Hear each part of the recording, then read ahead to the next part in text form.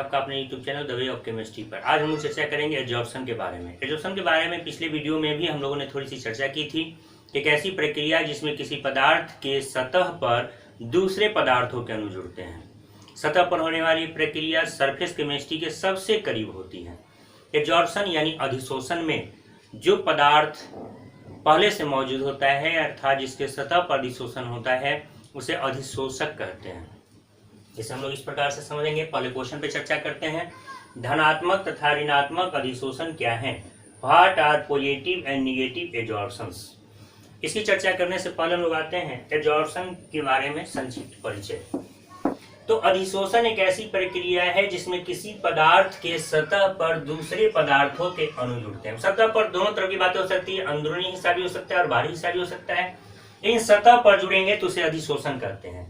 अब जो पदार्थ पहले से मौजूद है अर्थात जिसके सतह पर अधिशोषण होता है उसे अधिशोषक कहते हैं अर्थात एडजॉर्बेंट कहते हैं।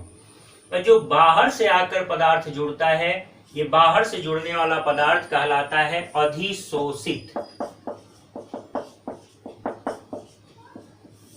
इसको हम लोग कहते हैं एडजॉर्बेट।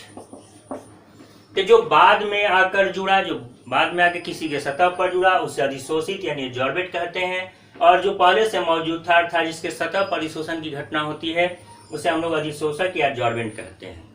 अब आते हैं हम लोग धनात्मक और ऋणात्मक अधिशोषण के बारे में। अधिशोषण की प्रक्रिया में कभी कभी ऐसा होता है कि सतह के बाहरी हिस्से में जो पदार्थ जुड़े वो अंदर के हिस्से की तुलना में ज्यादा सांद्रण में है, यानी बाहरी हिस्से में जो अधिशोषित पदार्थ जुड़े हैं इनकी मात्रा ज्यादा है और अंदर वाले हिस्से वाले की मात्रा कम है, तो उसे कहेंगे धनात्मक अधिशोषण यानी पॉजिटिव एडजॉर्प्शन। कभी कभी ऐसा होता है कि सतह के अंदर वाले हिस्से में यानी भीतरी भाग में ही सांद्रण ज्यादा होता है और बाहरी भाग में कम होता है। फिगर से हम लोग स्पष्ट समझ सकते हैं, यहाँ बाहरी भाग में सांद्रण ज्यादा है और अंदर वाले हिस्से में सतह के करीब कम है। इसमें सतह के अंदरूनी हिस्से में ज्यादा सांद्रण है और बाहरी हिस्से में कम है। तो यदि कभी ऐसा होता है कि किसी पदार्थ के सतह के अंदर में अधिशोषित पदार्थ का सांद्रण बाहर की तुलना में ज्यादा होता है, तो ऐसे केसेस में, ऐसी अवस्था में उसे कहते हैं ऋणात्मक अधिशोषण। तो सतह के बाहर में यदि अधिशोषित पदार्थ ज्यादा होंगे, अंदर में कम होंगे तो धनात्मक, और अंदर में ज्यादा होंगे, बाहर में कम होंगे तो ऋणात्मक अधिशोषण के नाम से जानते हैं। ऋणात्मक अधिशोषण की जो प्रक्रिया है ये सबसे अधिक द्रव में पाई जाती है, लिक्विड्स में। और ये जो प्रक्रिया है सबसे ज्यादा सॉलिड्स में पाई जाती है और विशेषकर तब जब सॉलिड्स से कोई गैस आकर जुड़ते हैं। तो हम लोग अब चर्चा करते हैं धनात्मक अधिशोषण के बारे में।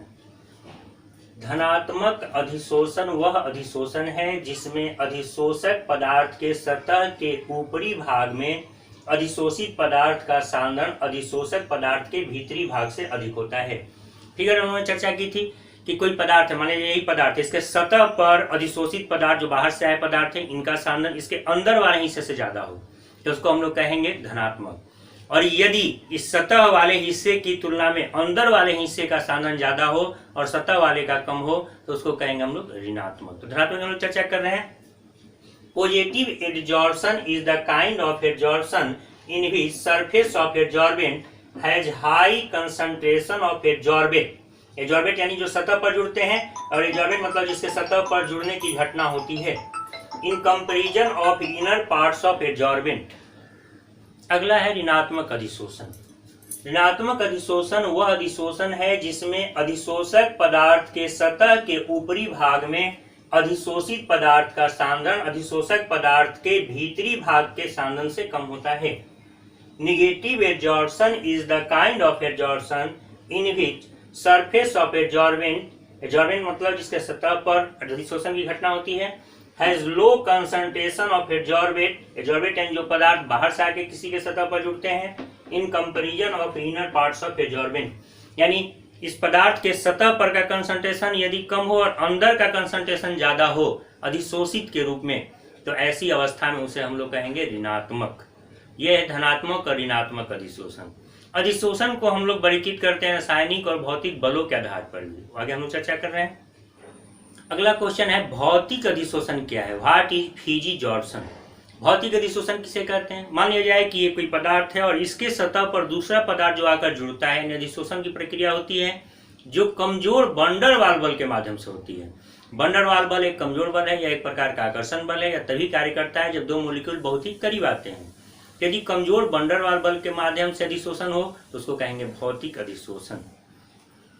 भौतिक अधिशोषण वह अधिशोषण है जिसमें कमजोर वैन डर वाल्स बल या केवल वैन डर वाल्स बल का भी हम यहाँ प्रयोग कर सकते हैं के द्वारा किसी पदार्थ के सतह पर दूसरे पदार्थ के अणु जुड़ते हैं, या ये भी लिख सकते हैं कि वैन डर वाल्स बल के द्वारा अधिशोषण की प्रक्रिया होती है तो उस प्रक्रिया को भौतिक अधिशोषण कहते हैं।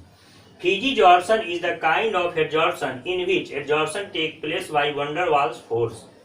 वैन डर वाल्स बल के द्वारा यदि अधिशोषण की प्रक्रिया होती है तो उसे हम लोग भौतिक अधिशोषण कहते हैं।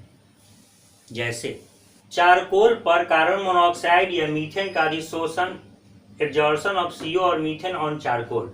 चारकोल पर कोई गैस का जो अधिशोषण होता है सामान्यतः कमजोर वैन डर वाल्स बल के माध्यम से होता है, और इस अधिशोषण को हम लोग भौतिक अधिशोषण कहते हैं। क्योंकि यहाँ बल कमजोर है इसलिए ऊर्जा का मान भी कम होता है, जो लगभग 20 से 40 किलो जूल पर मोल के करीब होता है। यह उत्क्रमणीय प्रक्रिया है, यानी दोनों दिशाओं में होने वाली प्रक्रिया, रिवर्सिबल रिएक्शन है, रिवर्सिबल प्रक्रिया है। और इस प्रक्रिया में मल्टी लेयर भी बन सकते हैं, यानी एक स्तर के ऊपर दूसरा स्तर भी हो सकता है। ऐसे पेंटिंग एग्जाम हम लोग करते हैं तो मान लीजिए एक स्तर फिर दूसरा तीसरा, ऐसे कई स्तरों में यह प्रक्रिया संपन्न हो सकते हैं। अधिशोषण की प्रक्रिया मल्टी लेयर के रूप में या बहुआण्विक स्तर के रूप में यहाँ पर प्राप्त हो सकती है। अगला प्रकार है रासायनिक अधिशोषण, जिसे हम लोग केमी ऑब्जॉर्प्शन के नाम से भी जानते हैं, केमीजॉर्प्शन या केमी ऑब्जॉर्प्शन के नाम से जानते हैं।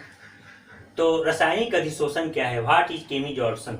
रासायनिक अधिशोषण वह प्रक्रिया है जिसमें मजबूत रासायनिक बलों के द्वारा अधिशोषण की प्रक्रिया होती है।